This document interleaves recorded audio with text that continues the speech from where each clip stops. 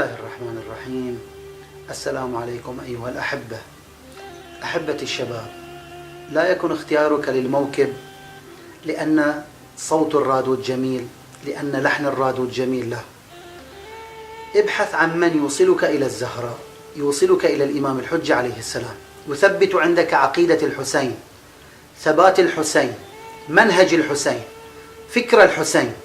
ذاك هو الرادود المطلوب، ذاك هو المنبر المطلوب، تلك هي المحاضرة المطلوبة. من يوصلك للحق، يوصلك لله عز وجل، يوصلك لأهل البيت، ليست النغمة ولا اللحن ولا الاسم اللامع. سلام.